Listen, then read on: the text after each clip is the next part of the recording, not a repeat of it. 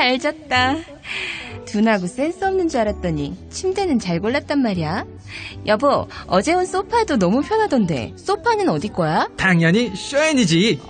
편안함을 파는 사람들 쇼엔. 소파도 출시했구나. 그럼 이제 침대도 소파도 당연히 쇼엔이지. 편안한 건 다 파는 거네. 역시 쇼엔이지.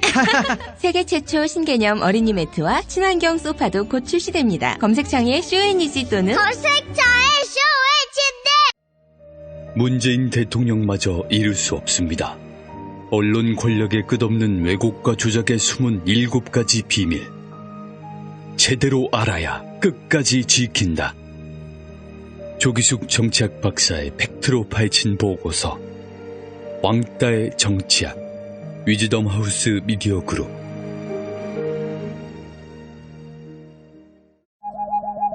굶고 뛰고 땀 빼고 다 해봤다. 그래봐야 소용없었다. 다이어트는 결국 먹는 게 문제다! 동결건조 채소와 동물, 단백질, 그리고 효소와 비타민, 미네랄로 만든 다이어트 전용 그린 스무디로 하루 한두 끼만 바꿔 드세요. 검색창에서 비타샵을 검색해주세요. 야, 이 부장! 네가 부장이면 땅이야? 저 인간 저건 쟤 오늘도 술술 풀리고 안 먹고 회수 갔냐? 내일도 신체 상태로 출근하겠구만. 아유. 고려 생활건강 술술 풀리고 음주전 한포가 당신을 지켜드립니다. 특허받은 천연 유래 성분 숙취 해소제 술술 풀리고를 은하계 최저가로 딴지마켓에서 만나보세요.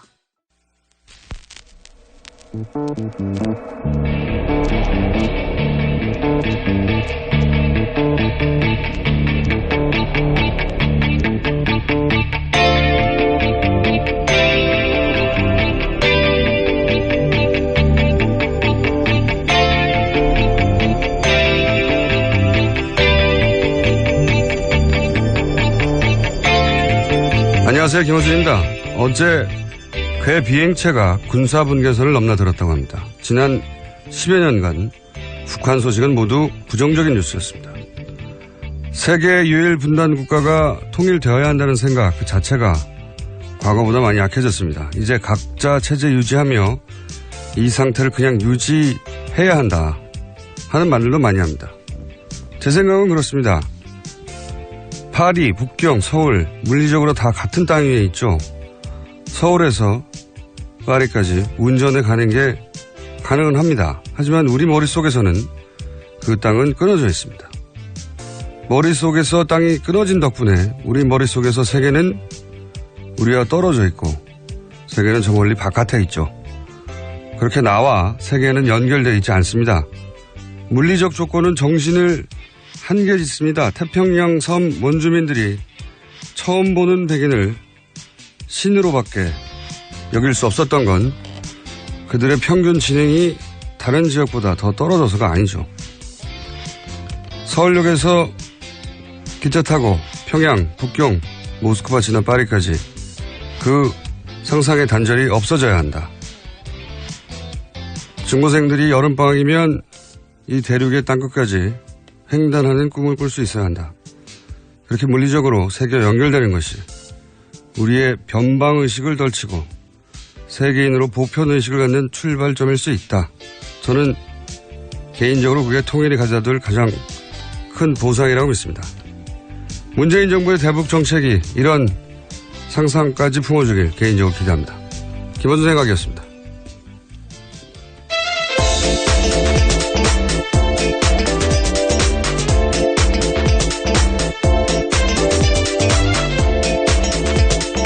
시사인의 김은지입니다. 자, 첫 번째 뉴스는 뭡니까?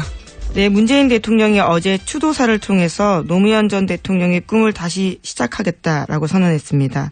반칙과 특권이 없고 상식과 원칙이 통하는 정상적인 나라를 만들겠다고 다짐했는데요. 뿐만 아니라 모든 국민의 대통령이 되겠다면서 노무현 정부를 뛰어넘는 완전히 새로운 대한민국을 꿈꾸겠다고 말했습니다. 추도식에서 나왔던 이야기 중에 가장 많은 사람들이 인상적이었다고 하는 대목 저희가 직접 한번 들어보겠습니다. 8년의 세월이 흘렀는데도 이렇게 변함없이 노무현 대통령과 함께 해주셔서 뭐라고 감사 말씀드릴지 모르겠습니다. 제가 대선 때 했던 약속, 오늘 이 추도식에 대통령으로 참석하겠다고 한 약속을 지킬 수 있게 해주신 것에 대해서도 깊이 감사드립니다. 노무현 대통령님, 당신이 그립습니다. 보고 싶습니다. 하지만 저는 앞으로 임기 동안 대통령님을 가슴에만 간직하겠습니다. 현직 대통령으로서 이 자리에 참석하는 것은 오늘이 마지막일 것입니다. 이제 당신을 온전히 국민께 돌려드립니다. 현직 대통령으로 추도식 참석은 오늘이 마지막이다. 네, 그렇죠. 앞으로 4년 동안은 참석을 못한다라는 이야기를 한 건데요. 성공하고 다시 오겠다고. 거의 5년입니다. 며칠 안 지났기 때문에 4년이 아니고 아직. 죄송합니다. 죄송까지야. 예. 이것보다 비장한 방식으로 다짐이 있을 수 있나. 예. 대통령으로는 이제 안 오겠다는 거 아닙니까, 여기에? 예. 그렇죠. 이 대목이 굉장히 인상적이었던 사람들 많았고요. 근데 더 큰 화제는 대통령의 추도식에 대해서 여러 사람들이 여러 가지 반응을 하고 감정적으로 이제 울컥한다는 분도 많았지만 제가 보기에 어제 하이라이트는 노건호 씨였습니다. 네, 헤어스타일이 화제였습니다. 네. 유가족 대표에서 감사 인사말 전하려고 단상에 올랐는데 새로운 헤어스타일 보였습니다. 네. 헤어스타일은 아니죠. 헤어가 있어야 스타일이 나오는 거죠. 그것도 스타일이 일종의 헤어 없는 스타일인데. 일부러 했다고 합니다. 네. 탈모 때문에 그랬다고. 네. 네, 정치적인 의사표시나 사회 불만이 있는 건 아니고 최근에 좀 심하게 탈모 현상이 일어나서 그렇게 스타일을 했다라고 밝혔습니다. 아마 대선 기간에 이제 아버지 이름이 계속 등장하고 그리고 모욕적인 방식으로 이용당하고 거기 스트레스 많이 받았겠죠. 거기다 단 한마디도 반박을 할 수는 없고 그래서 원형 탈모가 있어서 아예 밀었다고. 여기 이제 이 이야기를 근데 이 공식선상에서 했어요. 직접 잠깐 들어보겠습니다. 이번 일을 제가 겪으면서 참 전국의 탈모인 여러분에게 심심한 위로와 동변상련의 정을 전하는 바입니다. 저는 이미 다시 나고 있습니다. 다시 한번 위로의 말씀드립니다. 탈모인들에게 이제 위로를 일단 보내고 나도 동병상련을 겪었다. 연대 이야기를 하는 거죠. 네, 하지만 난 다시 난다. 네. 메롱이죠, 메롱. 위로와 메롱. 네. 근데 저는 이게 굉장히 인상적이었던 게 뭐냐면 역대 최대 인원이 모였고 엄청 많이 모였더라고요, 실제로. 아버지 친구가 약속한다는 대통령에 대해서 처음 참석하고 이제 이게 마지막으로 참석한다고 하는 대단히 비장한 자리예요, 사실. 현직 대통령으로서 마지막이라는 거죠. 전국 생중계가 되고 있고. 여기서 탈모 유머를 던진 겁니다. 저는 이게 그 장면을 보면서 굉장히 이국적이다는 생각을 했어요. 무슨 의미냐면 영미권에서는 원래 장례식에서 혹은 추도식에서 굉장히 재밌는 유머를 던지고 그게 오히려 고인에 대한 애정 이런 걸 받아들여지는 문화가 있죠. 우리는 없어요, 그런 게. 우리는 추도식은 엄숙하고 경건하고 단정해야지 이렇게 자기 머리 가지고 유머하면 안 되는 겁니다. 애초. 만약에 노건호 씨가 아닌 누군가가 그 자리에서 그런 얘기를 했다. 평생 먹을 욕을 하루에 다 먹었단 말이죠. 배부르게 먹었다고 봐야 되는데. 그리고 다시는 그런 자리에 못 올라간다고 봐야죠. 근데 어쨌든 말머리를 그런 자리에서 탈모 이야기로 하겠다는 자체가 너무 흔치 않아서 이국적이다. 다른 나라가 별로 안 떠올라갔어요. 네, 여유도 좀 생긴 것 같고요. 과거 때를 비교해보면요. 과거, 이 발언이 한번 화제가 됐던 건 김무성 당시 새누리당 대표가 왔을 때, 그 NLL 가지고, 근데 이걸 또 빚고 와서 반어적으로 대인의 풍모라고. 네, 진정 대인배 풍모하고 왔다라는 식으로 이야기를 했죠. 네, 굉장히 이제 기본적으로 풍자적 화법을 구사할 줄 아는, 그렇게 표현했었어요. 근데 여하간 이제 이런 자리에서 탈모 유머를 썼잖아요. 이거는 기본적으로 나는 뭐 누구한테 덕볼 생각도 없고 눈치 볼 생각도 없고 그런 배짱이나 감각이 기본적으로 있어야지 이럴 수 있는 건데 우리나라에 굉장히 고려할 게 많잖아요. 눈치 볼 것도 많고 지킬 것도 너무 많고 이러기가 어렵습니다. 아주. 그래서 이런 장면이 잘 안 나오는 거라서 저는 이국적이라고 생각했어요. 이국적이고 이런 거는 이제 저 같은 근본이 없는 뜬금없는 고백을 이렇게 잡놈 이런 사람 좀 돼야지 이렇게 막 던지면서 사는 거거든요. 뭐 어때? 이러면서 웃기는 게 좋은 거잖아 라고. 그래서 한편으로는 같은 과인 것 같아서 반갑기도 하고요. 저는 개인적으로 만나본 적은 없습니다만. 또 한편은 아버지를 묘한 지점에 닮았어요. 노무현 대통령도 그 자리와 상관없이 자기 유머를 막 던져가지고 대통령 시절에 그것까지 공격 많이 받았었죠. 예. 노무현 씨가 뭐 절대 정치를 하지 않을 것 같지만 해도 걸물이 될 것 같다는 생각이. 혼자 정치를 한다는 얘기가 절대 아닙니다. 그런 얘기가 절대 아니고요. 저 혼자 그런 생각을 했다는 거죠. 혼자서 하여튼 즐거웠습니다. 이런 거죠. 친노와 탈모의 만남? 다음 뉴스 전해 주십시오. 네, 다시 난다고 합니다. 본인 말로는요. 두고 봐야 알죠. 네. 네, 어제 대비되는 장면이 있었습니다. 서울중앙지법 417호 대법정에 박근혜 전 대통령 들어섰습니다. 수의 대신에 남색 정장에 검은색 구두를 신었고요. 가슴 왼편에는 수번 503번이 적힌 동그란 플라스틱 배지를 달았습니다. 수번 위에는 나대 불트라고 쓰여 있었는데 나는 이번 사건 공범들을 표시하는 말이고 대는 대기업 뇌물, 불은 블랙리스트, 치는 동계스포츠 영재센터 등 이번 사건과 관련돼 있는 글자들을 압축한 뜻이라고 합니다. 처음에 일을 정한 거군요. 네. 이게 어느 한번 얘기했지만 좀 대단한 의원이자 의원이라고. 만약에 그러니까 같은 날 오전에 오후에 뭐 추도식과 최초의 공판 전직 대통령 또 그 대통령이 탄핵되고 나서 바로 취임한 대통령 이렇게 엇갈리는 거는 영화를 이렇게 같은 날 이렇게 이런 일이 벌어졌다고 만들면 우연의 남발이라고 욕먹어요. 영화를 이렇게 만들면. 이거는 일부러 이렇게도 쉽지 않은 일인데 우선 박근혜 전 대통령과 관련한 가장 인상적인 장면은 수갑을 드러낸 장면이었어요. 네, 출석할 때 그렇게 네, 원래 했죠. 마음이 잘 안 드러나는 표정이잖아요. 근데 이제 저는 수갑을 통해 마음을 드러내는구나. 왜냐하면은 이거 가리게 해주거든요. 네, 통상 이제까지 가리고 나왔습니다. 이번 국정농단 네. 사건 관련자들은요. 호송관들이 이게 이제 바뀌어가지고 과거에는 무조건 다 드러내야 되는데 요즘은 다 가리게 해줘요. 물어도 보고 가리겠냐고. 굳이 안 가리겠다고 한 거거든요. 그러니까 이번에는 다른 김기춘, 조윤선 이런 분들은 다 가리고 나왔잖아요. 여러 가지 네, 방식으로. 대비되는 모습입니다. 수건을 감든 뭐 이렇게 가리는 게 용도 있다고 해요. 조윤선 전 장관은 제 기억으로 옷으로 이렇게 옷으로 예. 거. 코트 같은 자켓으로요. 그렇게 해줘요. 원하는 대로 해주는데 그걸 굳이 안 하겠다고 한 거거든요. 그러니까 이게 여전히 모든 혐의를 전면적으로 부인하잖아요. 하나부터 끝까지 단 하나도 인정하지 않고 있는 거니까 본인 의식 속에서 나는 죄가 없고 그래서 이렇게 부당하게 핍박받고 있다. 자, 이 수갑을 봐라. 그런 의식이 있는 것 같고 그걸 수갑을 통해 드러낸 것 같아요. 예. 봐, 내가 이렇게 수갑까지 찼다. 넌 죄 없는데.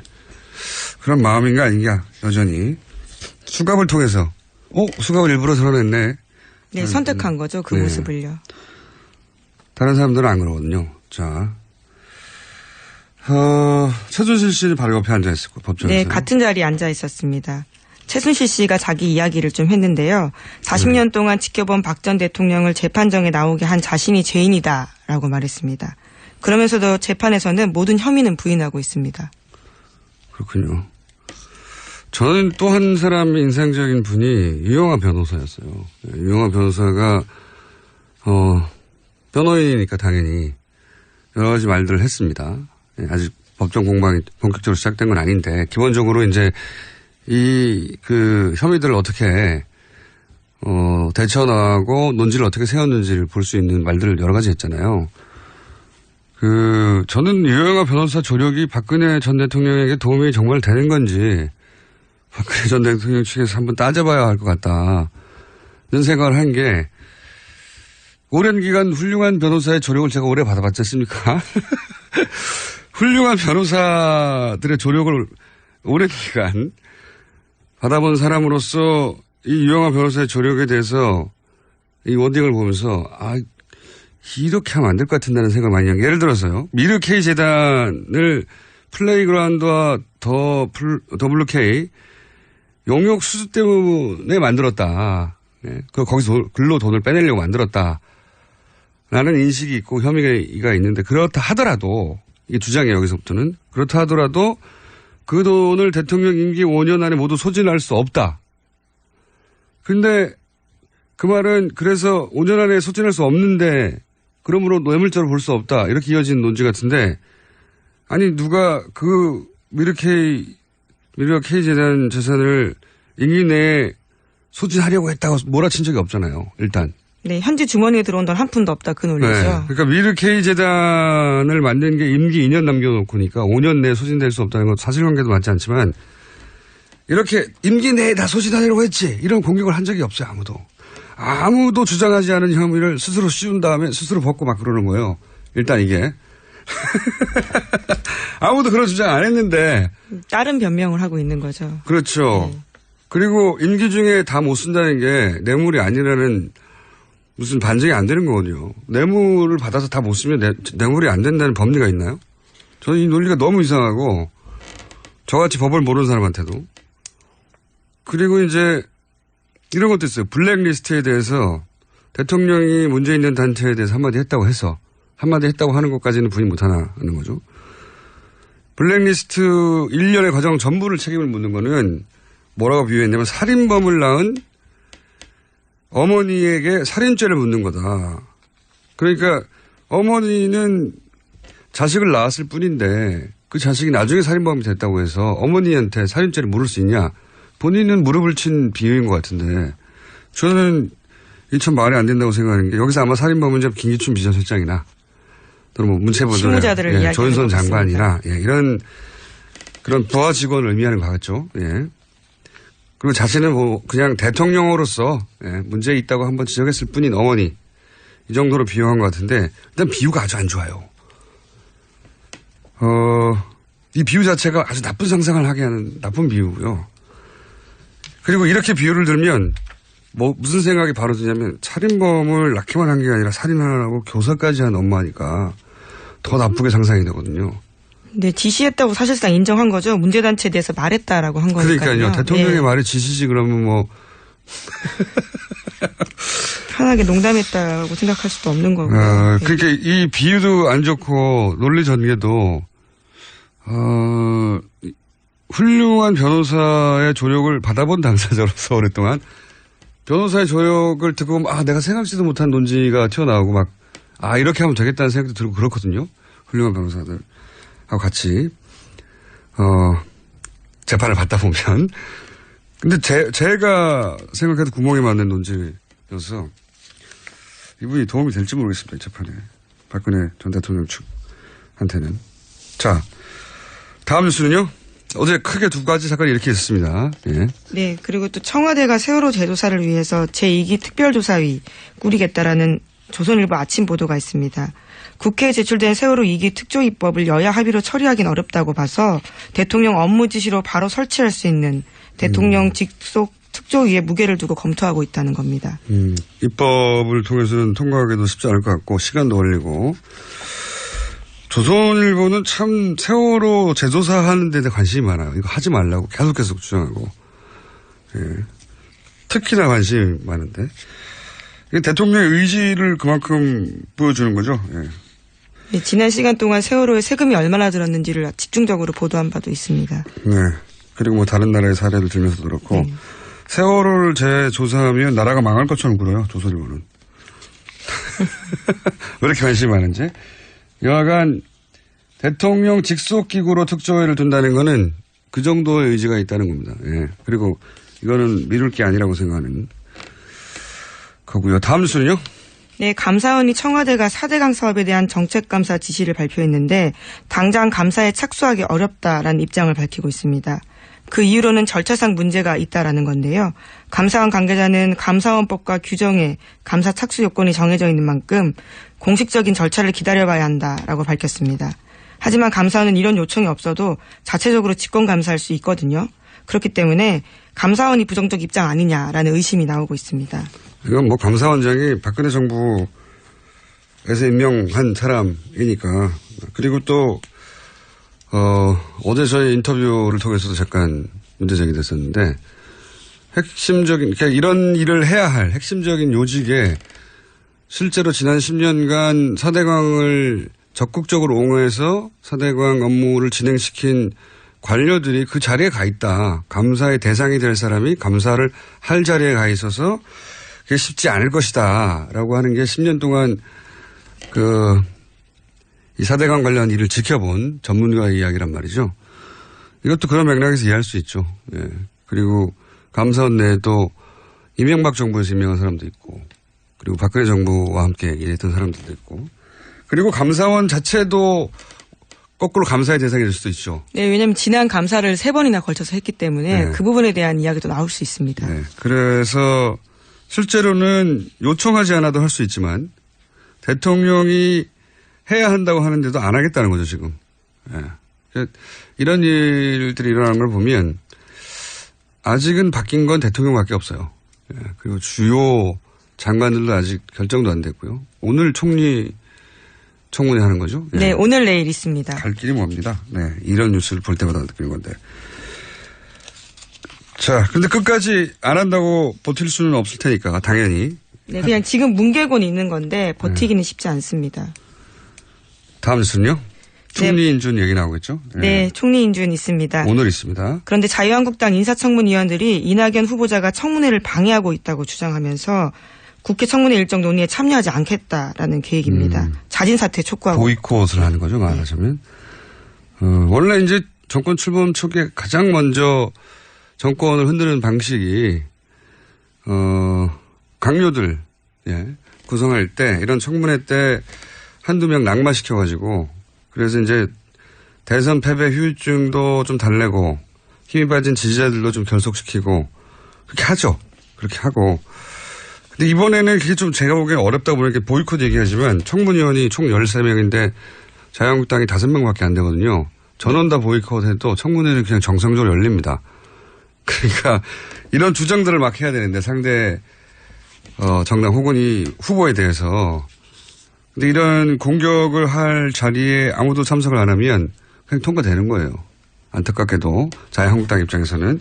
그래서 보이콧 안 할 거라고 봅니다. 저는 보이콧 한다는 말을 하는 거죠. 네, 물론 표결 절차도 남아있긴 한데요. 과반 출석의 과반 표결이기 때문에 네. 현재 국회 지형상 그렇게 어렵진 않아 보입니다. 왜냐하면 바른정당이나 국민의당은 여하간 청문회 참여해서 따지겠다고 하는 거란 말이죠. 이렇게 되면 자유한국당이 보이콧을 하는 게 정치적 의미가 없어지는 거죠. 그냥 자기들만 없는 겁니다. 그래서 이게 입지가 굉장히 좁아진 상태다.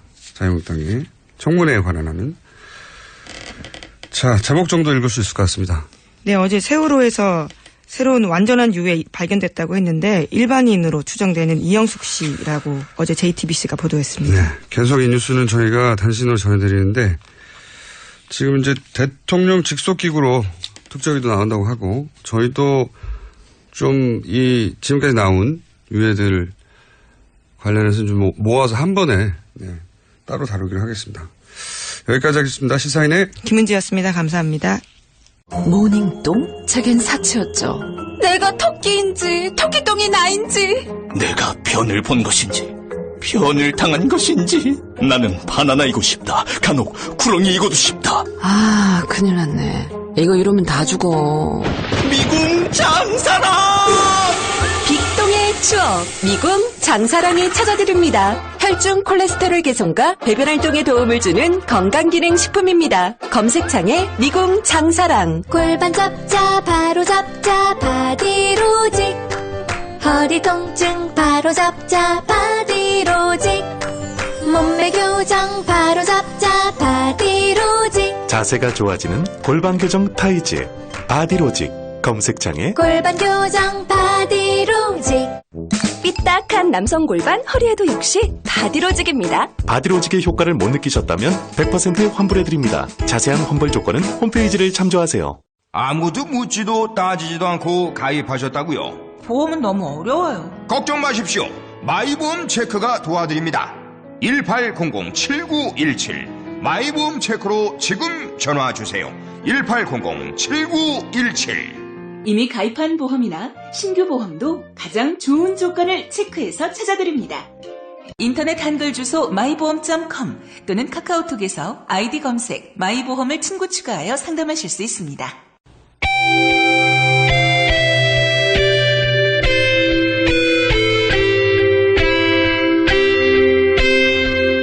항상 나라를 생각합니다. 이혜훈의 나라 걱정. 자, 뺑뺑뺑 돌아서 이제 나라 걱정을 할 시간 여유가 생긴. 당도 걱정했다가 본인 스스로 걱정했다가 후보 걱정했다가 그죠? 이제 나라 걱정을 여유가 조금 생기셨죠, 당에도. 아, 그럼요. 네.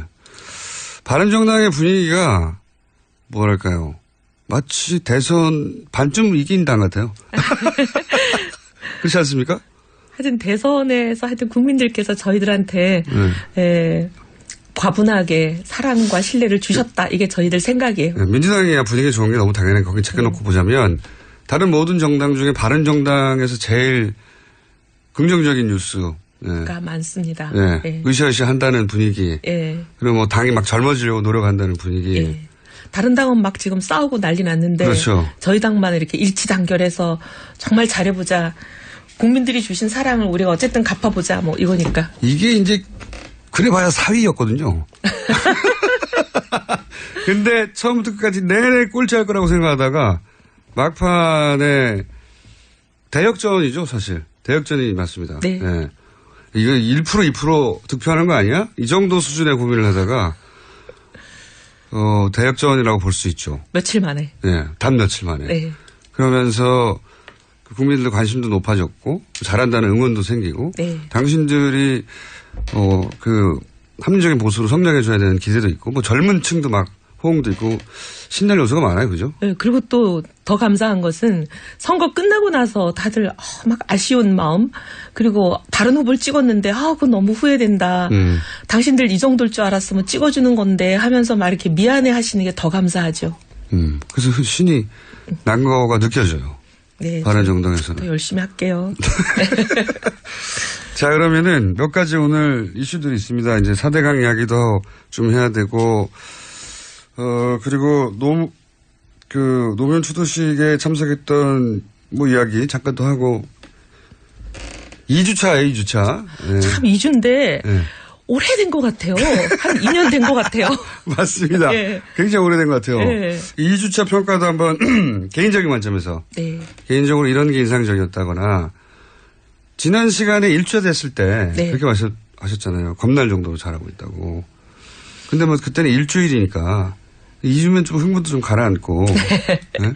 조금 더 객관적으로 볼 수 있잖아요. 그래서 2주차에 개인적으로 보기에 가장 잘했던 것들. 전 또 여성이라서 특히 그런지 과거 정부들은 보면은 여성 인사 배려한다 이런 굉장히 배려라는 말도 참 듣기에 거슬렸어요. 근데 그러면서 이제 주는 자리라는 거는 정해져 있었죠. 예. 여성부하고. 예, 여성부. 사실 박근혜 정부는 여성부 말고는 준 적이 없습니다. 딱 하나 환경부 장관을 주셨지만 굉장히 말 많고 탈 많고 어떻게 보면 앞으로 여성들 진로에 걸림돌이 됐다라는 평가를 받는 그런 게 하나 있었고 그거 말고는 힘 있는 자리를 주지 않았죠. 한마디로 말해서. 예. 그런 상황이었었는데 지금 이번에는 보면은 청와대 수석 중에서 인사수석을 줬어요. 이거 막강한 자리입니다. 인사수석이라는 거는 이제 인사를 지면 다 지는 거잖아요. 인사가 많다고. 자리입니다. 가장 힘 있는 자리를 줬고. 조용히 눈에 띄지 않지만 실제로 공직사회에서는 막강한 자리죠.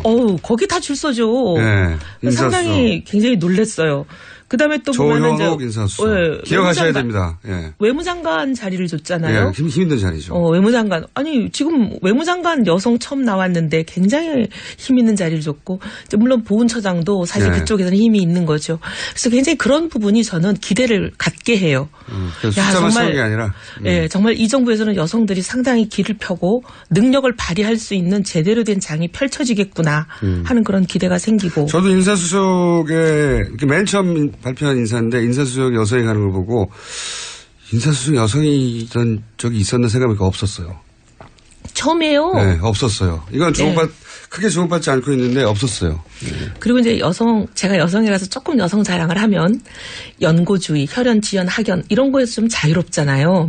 그렇죠. 그래서 어떻게 남자보다 훨씬 더 좀 그런 여성들이 보면 조금 개인주의적인 경향이 있기도 하지만 좋게 보면은 그게 이제 연고에서부터 자유로울 수 있는 거잖아요. 네.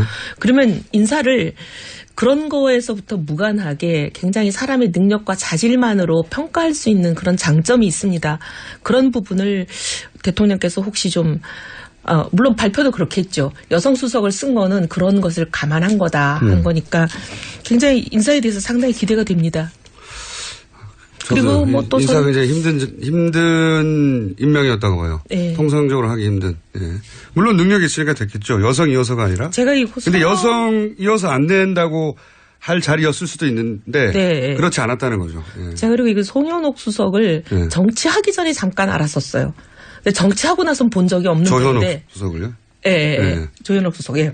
이분을 정치하기 전에 잠깐 알았고 정치하고 나선 본 적이 없는 분이에요. 네. 근데 굉장히 이렇게 어떻게 보면 진보적인 진영에 계시는 분이잖아요. 저는 보수 진영에 있는 사람이고.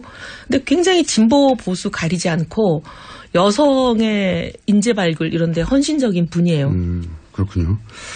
언제 인터뷰 한번 해봐야 되겠습니다. 네. 근데 진짜 훌륭한 분이에요. 어쨌든 첫 번째로는 여성 의원으로서 여성 인재를 쓰는 것이 그냥 요식이 아니라 숫자 채우기가 아니라 진짜 힘 있는 자리를 주는구나. 네. 이게 다가왔다. 예. 네. 그건 아직 특별히 이 대목을 지목했던 정치인이 있었나요? 없었던 것 같아요. 못 본 것 같으네요. 네. 그럼 본인이 처음으로 지은 것으로 네. 해주시고 두 번째로 인상적이었던 건 어떤 것 같습니까? 저는 어제 봉하마을이 좋았어요. 그건 왜 그렇습니까? 추도사가 참 이렇게 구절구절이 굉장히 가슴에 와 닿았기도 하지만 특별히 거의 마지막 부분에 현역 대통령으로서는 오늘이 마지막이에요. 오는 날이다. 네. 끝내고 나서 성공한 대통령으로 다시 찾아뵙겠다. 이 얘기는 이제 현역 대통령으로서는 이제 앞으로 안 오겠다는 그렇죠. 얘기잖아요. 그래서 왜 이런 말씀을 하셨을까? 근데 제 해석은 문 대통령의 진짜 의중이 뭔지는 제가 물어보지는 않았지만 근데 제 생각에는 이제 진보 보수 진영을 아우르는 어떻게 보면 뛰어넘는 5천만 국민의 대통령이 되겠다 이런 의미가 아닐까 생각하고 저는 굉장히 좋게 들었어요. 그 말씀을. 그래서 꼭 성공한 대통령으로 되돌아오겠다. 이런 다짐인 거죠. 네. 그전엔 내가 여기 안 와. 네. 네. 굉장히 비장한 다짐이었는데 많은 사람들이 그 얘기를 하더라고요. 가슴에 와 닿았어요. 그런 얘기가. 사실 어떻게 보면 박근혜 대통령도 100% 대한민국이 공약이었거든요. 맞아요. 모두의 대통령. 100% 대한민국이라는 단어를 제가 쓰는 걸 권했을 때 본인이 그 좋은 말이다라고 하고 택하긴 택하셨는데 사실 100% 대한민국이 되도록 굉장히 노력해 주셨으면 좋았는데 좀 그런 모습을 못 봤어요. 굉장히 아쉬웠는데. 네, 아쉬웠는데 진짜 이제 정말 대통령이 되시기 전에는 진보 진영의 후보일 수는 있지만 대통령이 되시고 나면 대한민국의 대통령이지 진보 진영의 대통령은 아니잖아요. 그러니 저는 정말 진보 보수 뛰어넘는 대한민국의 대통령이 되셨으면 진짜 좋겠어요. 그게 두 번째로 인상적이셨고 2주차 이제 총합에서 베스트 3. 네. 세 번째 정도는 얘기하셔야 이게. 예, 그런가요? 한 6개 얘기하셔도 되는데요. 3개만 얘기하죠 그냥. 소통하고 하여튼 시민들, 국민들 누구나 지금 소통하시는 거잖아요. 그리고 연차를 쓰고 내려가시면서 연차를 쓰고 대통령 연차 있는 거 처음 알았다는 분이 대부분이에요. 나 그것도 굉장히 신선하게 보였어요. 네. 굳이 이제 1년에 한 번 정도 연찬 써야 된다. 이런 걸 어떻게 보면 의식적으로 보여주시는 거잖아요. 그냥 내려가도 아무 말도 안 하는데 누구도. 근데 사실 연차를 쓰고 갔다. 그리고 연차를 쓰고 내려가면 그냥 조용히 쉬면 될 텐데 그것도 아니면서 실제 공식적인 일정은 수행한 거거든요. 시민들도 그렇죠. 만나고 소통하고 대통령으로서 할 일은 다 한 것 같은데 연차라는 걸 쓰고 또 내려가고 소통하고 그리고 사람들하고 이렇게 소탈하게 커뮤니케이션 하는 게 좋아 보였어요. 그게 그리고 그냥 그 5.18에서 그 아버지가 자기가 출산하는 거 보러 오시다가 태어나는 거 보러 오시다가 사망한 유족이 있었잖아요. 그분을 이렇게 한 20m 쫓아갔다고 뭐 뉴스에는 그렇게 돼 있던데 쫓아가서 이렇게 안아주시는 거. 화면도 보셨어요, 한번? 저희는 화면은 잘 못 보고 맨날 핸드폰 뉴스로 보기 때문에. 네. 하여튼 그런 전반적인 게 이제 사람들이 대통령을 멀리 느끼지 않고 가깝게 느끼게 하는 요소인 것 같고 그게 이제 어디 한 군데만 있는 게 아니라 여러 군데에서 드러나는 게 좋은 것 같아요. 네. 그렇게 한 2주 정도 겪어보시니까 걱정 안 되십니까? 되죠. 그렇게 너무 잘하면 안 되는데. 그래서, 근데 사실은 이런 생각은 해요. 진보냐 보수냐 그걸 너무 따지기보다는 대한민국을 위해서 좋은 대통령이 되면 되고 꼭 뭐 진보에서 대통령이 나와야 된다. 그런 생각을 진보 진영도 버리고 보수에서 대통령이 나와야 된다. 이런 생각을 보수 진영도 버리는 그런 나라면 더 좋지 않을까. 그러면 당이 하나만 있어야 되죠. 여하간 전반적으로 2주차는 하여튼 1주차 마찬가지로 좋게 평가하시는 종합적으로. 자 그러면 좀 까칠한 이야기들을 이제 시작해볼까요? 네. 4대강 있잖아요. 4대강. 네. 4대강에 대해서는 박근혜 전 대통령이 이제 2007년이요. 그렇죠. 그때부터도 계속 비판적으로 사실 4대강이라기보다 처음 2007년에는 대운하였죠. 네, 그때는 4대강이 아니고 대운하였는데 나중엔 변장 대운하라고 근데 그랬었죠. 그때 2007년에 이 대운하 안 된다라고 거의 매일 기자회견했던 사람이 저였어요. 그러니까요. 네. 유승민, 이혜원이 맨날 기자회견 한다고 그 MB 대통령이 무지하게 불편해하셨어요. 그러든지 결국 했고요. 네. 근데 지금 이제 문재인 대통령이 대운하 감사 다시 한번 해볼 필요가 있다. 근데 이명박 대통령 측에서는 무슨 소리냐. 다 끝났는데 그리고 뭐 감옥 보내자는 얘기냐부터 시작해가지고 반발이 있어요. 실제. 근데 어제 저희 방송 노회 채널에 나와가지고 그 4대강을 감사를 그렇게 제대로 못한 것은 이명박 정부 시절 그 박근혜 전 대통령에 대한 어떤 약점, 뭐 최순실이라든지 그 약점을 지고서 보험 성격으로 계속 지고 있었기 때문에 박근혜 정부 시절에 4대강을 제대로 조치하지 못한 것이다. 이런 식의 이제 본인 입장에서의 추정이죠. 예, 그런 얘기를 했어요. 일단 4대강 사업에 대한 개인적인 의견과 왜 박근혜 정부 시절에 4대강을 충분히 좀 더 강도 높게, 왜냐하면 아무도 법적 처벌을 받은 적은 없거든요. 감사를 여러 번 했다고 하지만. 그러니까 앞에 두 번이야 이명박 정부 시절에 한 거니까 제하고 나서도. 박근혜 정부 시절에 해서 총체적인 부실이고 또 기업들 담합도 있었다고 했지만 아주 솜방망이로 지나갔단 말이죠. 이 전반적인 4대강 이야기를 좀 해봐 주세요. 일단 이명박 정부 때 초기 이명박 정부의 두 번의 감사가 있었잖아요. 한 번은 상당히 이제 초기였고 한 번은 거의 말기였는데 2012년이니까 마지막 해죠. 그렇죠. 근데 처음에 있었던 거는 뭐 아무 문제 없다로 결론 났으니까. 아무 의미 없는 감사고요. 셀프 감사는 의미가 없는 거죠. 셀프 감사는 뭐 훌륭하다라고 결론 날 수밖에 없는 거니까. 그렇죠. 그건 뭐 논외로 하는 거고. 대통령 임기 초기인데요, 게다가. 예, 거기다가 이제 근데 이제 이명박 정부 거의 마지막 해에 났던 12년에 시작됐던 그 감사는 이명박 정부에서 있었던 감사인데도 이거는 문제가 심각하다고 났어요. 그때 이제 박근혜 당선자 인수위 시절이어서 이명박 전 대통령보다는 박근혜의 힘이 더 셀 때였어요. 근데 시작은 5월에 됐기 때문에 마지막 결론만 그때 났던 거지 감사의 모든 그 과정은 이명박 대통령님이 계실 때 거의 모든 게 다 진행이 됐고 마지막 껍데기만 씌울 때가 이제 인수위 시절이었던 거죠. 근데도 그때 여러 가지 총체적 부실이라고 했죠. 네, 총체적 부실이고 이게 수질도 악화되는 거고 그다음에 온갖 여러 가지 문제를 굉장히 총망라해서 짚어놨어요.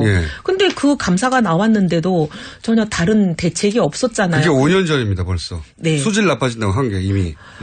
그리고 이제 박근혜 정부가 탄생하고 2013년에 있었던 감사는 다른 시각에서 보는 감사였어요. 담합이 있었냐 없었냐. 그다음에 이 비용이 적절했냐 안 했냐. 이게 이제 4대강을 염두에 두고 한 거라 비용이 너무 부풀려졌고 쓸데없는 그렇죠. 국민 세금을 많이 낭비했고 이거 담합을 방조했다라고 했어요. 그러니까 총체적 부실에 담합까지 있었다. 담합이 있었다 정도가 아니라 담합을 정부가 방조했다라는 게 감사의 결과였어요. 그러면 담합은 이거는 공정거래법에 의해서 굉장히 세게 처벌받아야 되는 거거든요. 그렇죠. 근데 처벌이 별로 없었고 그다음에 공무원은 한 명도 처벌되지 않았습니까? 게다가. 방조했다라고 하면은 방조한 공무원도 처벌받아야 되는 거잖아요. 그렇죠. 근데 처벌도 없었고. 그러니까 이게 이제 박근혜 정부가 이 부분에 대해서 묵인하고 뭐 나쁘게까지 얘기하면 공범이라고까지 의심을 받아도 별로 할 말이 없는 그런 상황으로 간 거예요. 왜 그렇게 갔느냐에 대해서는 이제 노회찬 의원님은 그런 이유가 있었다. 최순실이든 뭐든 여러 가지 이제 잡힌 게 있었다라고. 이전 정부가 앞으로 다음 정부에 대한 약점을 지고 있었던 게 아니냐. 뭐 그런 말씀을 하셨지만 옛날부터 그런 얘기는 이제 많이 떠돌아다니는 소문으로 있었어요. 뭐 괴담 수준으로. 그렇죠. 제가 뭐 본 건 아니니까 저도 뭐 그 부분에 대해서 확실히 말할 수는 없지만. 무슨 괴담을 들으셨나요? 제가 못 들은 괴담을 들으신 것 같아가지고. 2007년 이후에 2010년쯤이었나요? 여러 가지 이제 제가 연도는 정확하게 기억이 안 나는데 박근혜 당시 의원과 이명박 대통령과 청와대 단독 회동이 있었어요. 그랬죠. 거기에서 이제 후계에 대한 미략이 있지 않았느냐. 그런 얘기 나왔었죠, 언론에서도. 그러면서 그때 여러 가지 두 분 간에 서로 주고받고가 이루어지지 않았냐. 바터가. 뭐 이런 얘기가 굉장히 많았었죠. 내가 당신이 대통령인 차기가 되더라도 이런 거는 보여주고 그럼 나는 이런 거를 봐주겠다, 뭐 이런 식의. 이제 통상 그런 경우에는 이제 그때 그런 일이 있었다고 제가 뭐 보지 않은 걸 말할 수는 없지만 통상 정치인 간에 그런 이제 만약에 뭐 미략이 있다면 하는 거는 나는 당신을 밀어주고 당신은 나를 보장해주고 그렇죠. 주로 이런 거잖아요. 보통 그렇죠. 그러니까 그렇지 않았을까 하는 추정들이 있었던 거죠. 그리고 한동안 그런 이야기가 돌아다녔었죠. 많았죠. 왜냐하면은 두 분이 만나고 나서 딱히 무슨 이야기가 왔는지 보도된 적도 없고. 근데 그래서 보면 사실 이명박 정부에서 있었던 소위 사자방이라는 거, 4대강, 자원외교, 그다음에 방산비리 이게 수사는 했지만 뭐 하나 처벌받은 게 제대로 없잖아요. 맞습니다. 자원외교도 보세요. 수백억을 국민 세금을 날린 거잖아요. 수조. 네. 근데 누가 처벌을 받았어요? 없어요. 무죄 났잖아요. 기억나는 게 없어요, 사실은. 뭐 다이아몬드 광산 막 어떻게 하다가 조용히 사라지고. 근데 그 뭐 무슨 공사 무슨 공사 사장님들 1심에서 다 무죄 났어요. 맞습니다. 1심에서부터 무죄가 나면 끝나는 거죠. 제가 보기에는 거의 이건 면죄부를 주기 위한 절차가 아니었나 싶을 정도로. 그런 정도로 이제 한번 수사한 거는 뚜껑 덮어버렸으면 다시 뚜껑 안 연다. 지금 이제 모 당에서 얘기하는 것도 이미 다 조사하고 아무 문제 없는 걸로 끝났는데 다시 여는 거는 정치보복이다 이러잖아요. 거꾸로 저는 그런 생각이 들어요. 그러니까 좀 중장기적인 관점에서 보자면 권력을 한번 쥐었다가 권력을 이제 그 임기가 끝난 그 경험을 가지고 있는 세력이잖아요. 이명박 전 대통령과 그 주변 인물들이. 그러니까 차라리 본인들에게 우호적인 정부가 있을 때 이 사건을 다루어서 아주 가볍게 처리하고 넘어가서 일사부절이 혹은 이미 끝난 사건이라고 만들어 두는 게 추후에 다른 정권이 들었을 때 이 이야기가 다시 안 나오게 하는 안전장치가 된다. 이런 발상을 가지고 막 사자방을 오히려 초반에 막 만들어내고 감사도 하고 그랬던 게 아닌가. 그런 비슷한 게요. 이제 제가 이제 특정 기관을 얘기해서 좀 죄송한데 세무 담당하는 기관에서 그런 일들을 많이 해요. 왜요? 제가 이제 기재위에 오래 있다 보니까 그 기관이 피감 기관이잖아요. 뭔가 누구를 봐주고 싶으면 한 번 조사를 했다가 조사가 종료된 사건에 대해서는 다시 재조사를 불가능하게 딱 규정을 만들어 놓고 예를 들면 A라는 기업을 봐주고 싶어요. 그럼 A라는 기업을 그냥 세무조사를 합니다. 해가지고 별 혐의 없네 하고 딱 종결을 해요. 아주 약한 것들까지 잡아내고. 혐의 없네 하고 이제 종결을 해버리면 그걸 다시 재조사할 수 없게 돼 있어요. 근데 그런 규정이 있어서 제가 그 규정을 고치긴 했어요. 지금은 그렇죠. 이제 그렇게 못해요. 본인 과거에는 아주 수십 년 동안 그런 관행을 가지고 그러니까요. 그걸 많이 활용했죠. 그래서 저는 그 일련의 과정들을 지켜보면서 그런 생각을 계속했거든요. 사자방이 한때 화제가 된 적이 있었어요. 실제. 박근혜 정부 초기에. 그리고 4대강도 역시 잡는구나. 이런 기대치가 있었거든요. 네. 그런데 그런 걸 쑥 다루는 척 하다가 쑥 사라졌어요. 어느 누구 하나 처벌받지 않고 기업들도 아주 약한 정도의 벌금. 방산비리만 하더라도 번개 사업이라고 한때 유명했던 이명박 정부에서 추진됐다고 이게 막 비리가 있네 없네 시끄럽던 거 쑥 들어가고 아무 말도 없잖아요. 그러니까요. 그래가지고 그 떠들썩할 줄 이제 박근혜 정부 초기에 이건 떠들썩한 사건들을 제대로 짚는구나 했던 게 정권 초기였어요. 박근혜 정부에. 그런데 그게 다 끝나고 덮어졌고 지금 이제 문재인 정부에서 4대강에 대해서 정책 감사를 하자고 해도 이게 정치적 보복이다. 다 끝난 사건을 왜 감사 3번이나 했는데. 감사를 3번 했지만 문제 있다고 결론 난 감사였는데 그게 문제 없다고 결론 난 감사가 아니잖아요. 그러니까요. 근데 마치 국민들이 들으면 정말 아무 문제 없는 걸로 결론 난 감사를 오해하시겠어요. 그게 이제 가짜뉴스가 되게 제일 좋은 소재죠. 네. 정치적 논지도 있지 않습니까? 근거도 3번 했다. 재판도 받았다. 뭘 또 하느냐. 이건 보복이다. 이렇게 몰고 갈 수 있는 거죠. 근데 저는 그런 것 같아요. 어쨌든 문제가 있는 거는 다시 재조사를 해서 문제가 있으면 문제가 있는 대로 문제 있는 사람들을 처벌을 해야 다시는 그런 일이 안 일어나거든요. 당연히 그렇죠. 그게 진보에 속한 사람이든 보수에 속한 사람이든 그것 따져서 예를 들면 상대 진영이라서 건드리질 못하고 다 덮어주고 넘어가면 언제 대한민국의 정의는 세우며 이런 일을 근절을 하겠습니까? 자꾸 봐주고 덮어주다 보니까 이게 끊임없이 되풀이되는 거 아니에요? 바른정당은 이런 사안에 대해서는 예를 들어 4대강 같은 경우에 엄격하게 재조사해야 된다고. 저희는 4대강이든 뭐든 진보 진영의 잘못이든 보수 진영의 잘못이든 그거하고 무관하게 누구의 잘못이든 잘못은 찾아내서 다시는 재발되지 않게 만들자. 이게 저희들 생각이에요. 알겠습니다. 자, 그런데 이제 바른정당에도 소위 친이계라고 분류할 수 있는 분들 좀 있지 않습니까? 그분이 그때 당시 특임 장관을 해서 그런 발언을 하셨어요. 그래서 저희가 좀 속상해요. 왜냐하면 그분이 지금 현재 우리가 지도부가 없다 보니까 혼자 지도부셔가지고 자꾸 발언하는 게 바른정당의 공식 입장처럼 나가가지고 그래서 빨리 지도부를 뽑아야. 그분이시죠? 네. 그래서 지금 저희가 막 속상해하고 있어요. 짧게 시간이 거의 다 돼가지고. 네. 당대표 누구 나갔습니까? 몇 분이 나온다고. 젊은 분들이더라고요? 네네. 대부분 의원님 나가십니까? 고민해 보겠다고 제가 주변에 자꾸 압박하시는 분들한테 답을 하고 있어요. 고민하시는군요. 네. 당대표 그러면 되시면 여기 안 나오는 거예요? 그거야 뭐 될지 안 될지도 모르는데 먼저 그런 얘기 할 필요는 없죠 뭐. 되면 안 나올 수도 있다는 얘기구나. 그럼 떨어지길 기대하고요. 그리고 지난 시간에 김무성 대표 이번 바른정당 내에서 이번 대선을 치르면서 가장 정치적 타격을 입은 분이 김무성 전 대표 아니냐고 말씀드렸는데 제가 바른정당 분들 몇 분하고 얘기해봤더니 다들 비슷하게 동의하더라고요. 근데 제가 이런 질문을 드린 이유 중에 하나는 오늘 갑자기 인터넷상의 검색어로 노룩 패스라고 가방 입국하면서 이 뭡니까 저 가방을 그 캐리어를 수행원에게 보지도 않고 던졌다고. 굉장한 패스 감각이라고. 그 실검 1위 했다고 제가 듣긴 했습니다. 컬링인가요? 미스터 컬링? 유승민 대표 꼭 저희 방송에 한번 모셔주십시오. 예, 제가 최선을 다하겠습니다. 이혜훈 의원이었습니다. 3부에서 뵙겠습니다. 저는 김어준입니다. 네, 감사합니다.